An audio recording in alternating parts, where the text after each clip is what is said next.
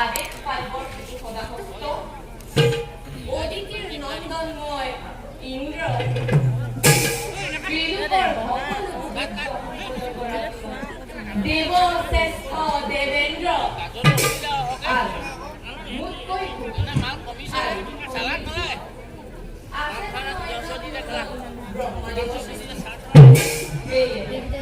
আমাৰ এই অমৰাৱতী হস্তগত কৰিব দিকিৰ আৰু তনু নন্দন সেই দৈত্য আৰু দানৱ বনে বাৰে বাৰে বিঘ্নিত কৰে দেৱতাৰ শান্তি আৰু দেৱগণ প্ৰত্যেক মুহূৰ্ততে দৈত্য আৰু দানৱৰ বাবে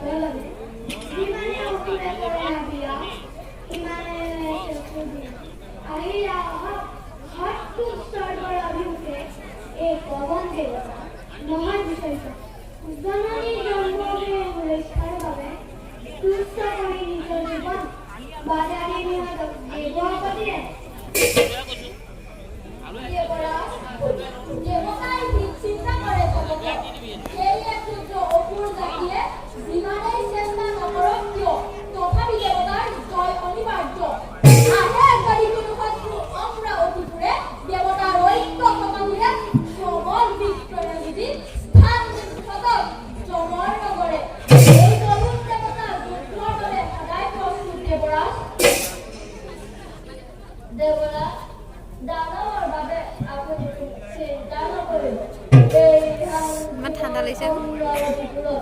যদি কোনো শত্ৰুৱে অশান্তি বিচিবলৈ আহে এই অগ্নি দেৱতা ক্ৰোধৰ অগ্নি সকলো শত্ৰু ভস্মীভূত হ'ব গৰু দিশপাল আৰু আমি অগ্নি দেৱতাকে লক্ষ্য কৰি যত মানে দেৱ শক্তি আছে সকলোটি একত্ৰিত হৈ সকলো শত্ৰুকে পৰাভূত কৰিব পাৰিম দেৱতা নিশ্চিন্ত থাকক শুনি দুখী হ'ল তোমালোকৰ উচ্চাসিত বাণী দিশপাল আৰু দেৱগণ দেৱৰাজ অমৰাৱতীৰ চতুৰ্দিশে সদা সৰ্বদা দৃষ্টি ৰাখিবা তোমালোকে আৰু চাবা যাতে শত্ৰুৰ আক্ৰমণৰ বাবে কৌতুকে নাথাকে কাৰণ শত্ৰু অধিকে চতুৰ বলাইৰে যাওক নাট্যটিকন উপভোগ কৰি তেওঁলোকৰ মনোৰম নৃত্যগীত ৰাজকাৰ্য অৱসাদ দূৰ কৰোৱা